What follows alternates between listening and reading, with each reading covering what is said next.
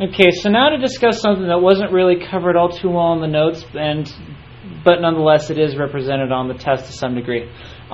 You need to know what an acid is, what a base is, and what a neutralization reaction is. So acids is one of these things that we've talked about before. Bases have been mentioned. Neutralization reactions, you may or may not have already dealt with these without even realizing it. And I think it's actually something that wouldn't be too surprising because it already follows the rules of what you know as a double displacement reaction. So anyway, let's talk about what acids and bases even are. So acids,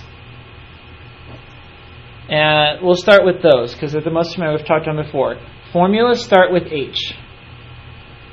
Formula starts with H, generally. And it's generally releases H ions, H plus ions. This is not always true. There are exceptions to this in Chapter 16, or rather the chapter about acids and bases. You will be dealing with this quite extensively, how there's more than one kind of acid. But this is the simplest kind, the one you're going to be held responsible for on this exam. So acids release H plus ions, and so the formula starts with H. So that includes hydrochloric acid, or this one, nitric acid, or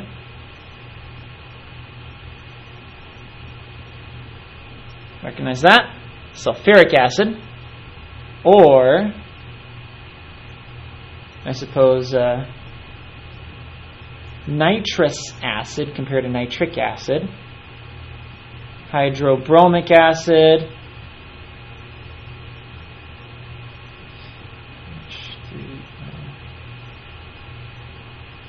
that's acetate, plus that means acetic acid or acetic acid.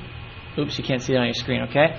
So there's acetate, as you recognize, perhaps, and there's an extra hydrogen to make it acetic acid, etc. Okay, those are acids. Bases, by contrast, are defined as basically the opposite of an acid.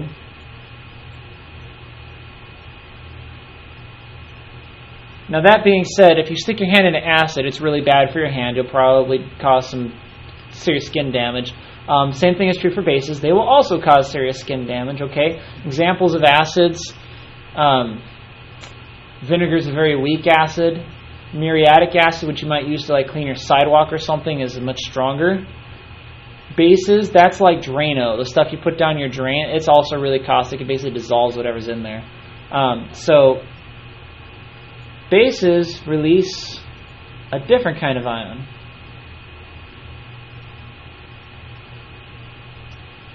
Hydroxide, OH minus. So the reason they're opposites is because if you combine an acid and a base, you basically put hydrogen with hydroxide, and hydrogen plus OH makes H2O, which is water. Okay, these two cancel out to make harmless, clean water. Well, I shouldn't say harmless and clean because there's other stuff in there, but the way you recognize a base, look for hydroxide in the formula. Okay, famous example, sodium hydroxide, potassium hydroxide, magnesium hydroxide, aluminum hydroxide. Theoretically, you could have some, I don't know if this actually exists, but if you had cadmium 4 with a 4 plus charge combined with hydroxide having a 1 minus charge, you would get cadmium 4 hydroxide. Okay, whatever. You may not have heard of that, but you can look at this and say, oh, hydroxide, that makes it a base. Okay, you probably have no idea what gallium is. But if you see gallium paired with 3 hydroxides, whatever it is, it's a base. Okay, that you can say. So here's the thing. Okay, first of all, you know it's a base if it contains hydroxide. You know if it's an acid if its formula starts with H. What happens if you put them together? Well, acid plus base equals neutralization reaction.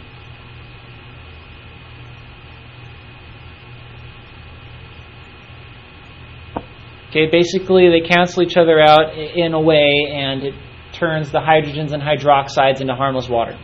A common example of this if you've ever taken acetic acid and baking soda.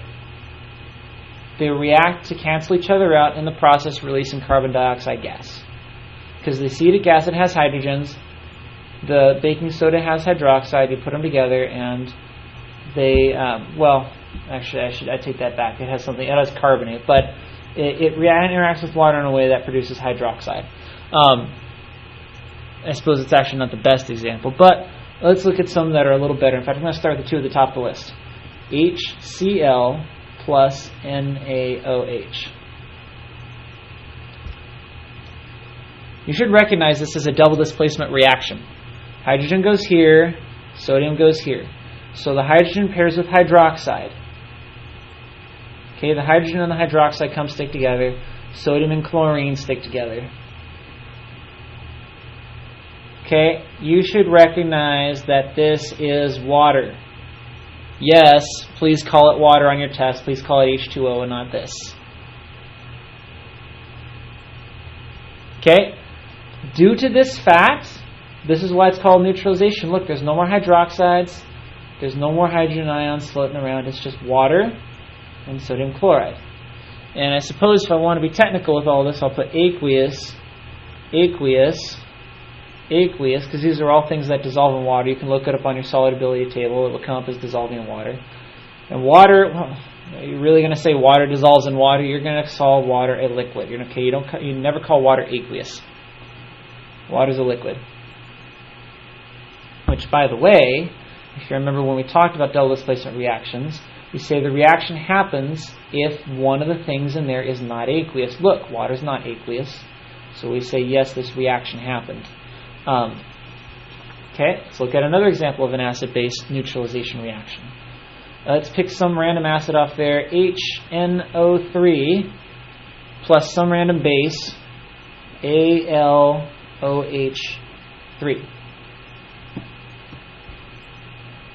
Okay, aluminum goes here, hydrogen goes here. So I'm going to put aluminum with nitrate. I'm not worried about, I'm just switching the pieces. I'll balance the formulas next. I'll put hydrogen with hydroxide. I guess I'll put it this way so that it's extra clear how I came up with that, even though I should be putting H2O. And then that was step one. I switched the pieces. Step two, I'm going to adjust the formulas. Aluminum is a 3+, so it's going to pair with 3 of these 1- nitrates. And then, okay, this is H2O, this is water. I'm actually getting really annoyed at this. Even though it's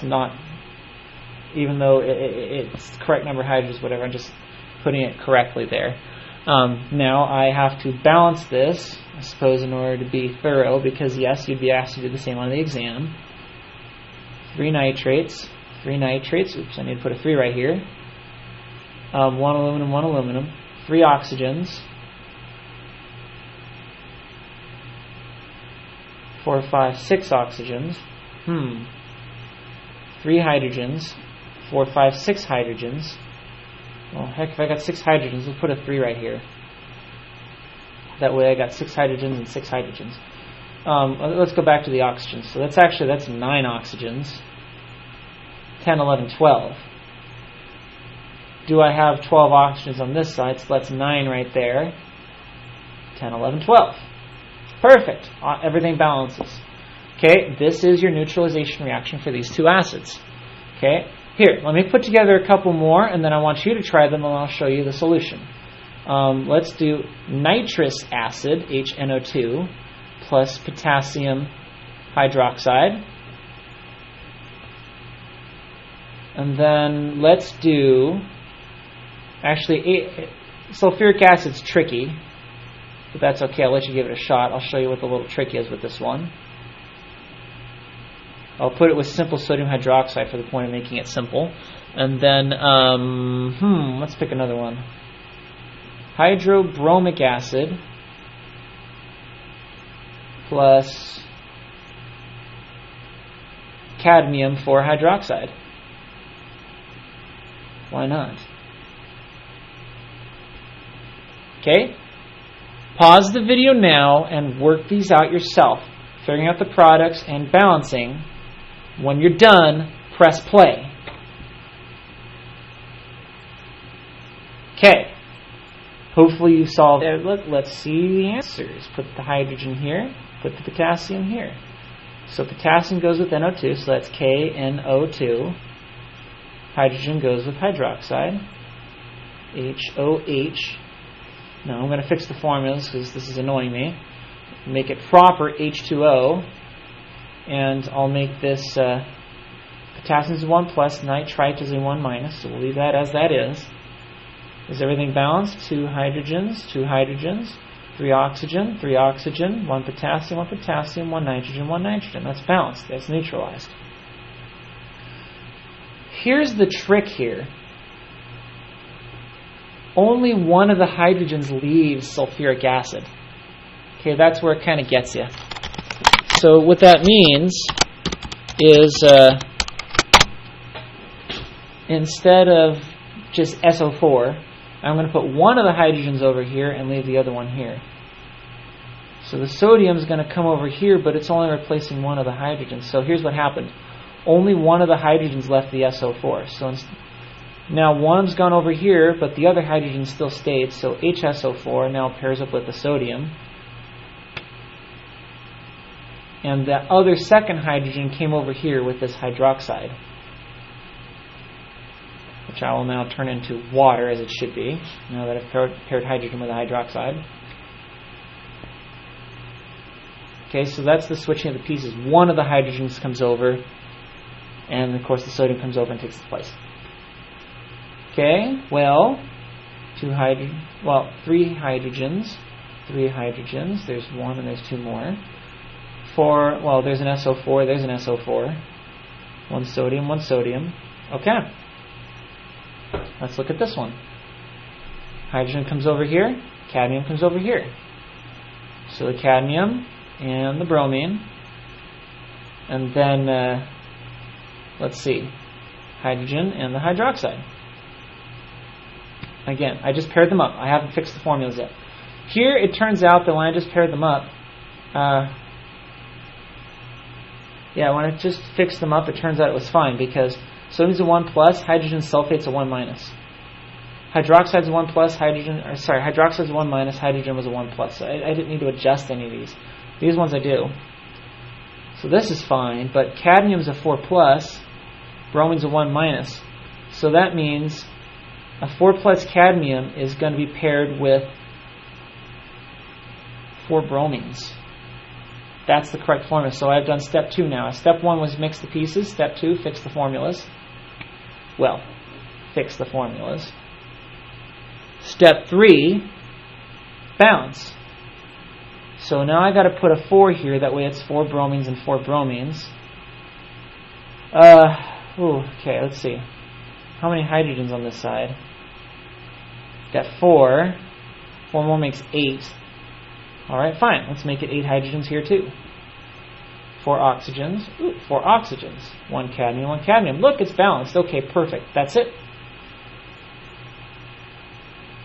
Okay, so honestly, this is it. Ladies and gentlemen, it's just the combination of one of these plus one of these is a neutralization reaction. So as long as you can figure out how to combine one of these plus one of these, which in other words is basically, can you do a double displacement reaction involving an acid and a base? If so, you have mastered the skills necessary to write out a neutralization reaction. Okay? There we are. Happy studies.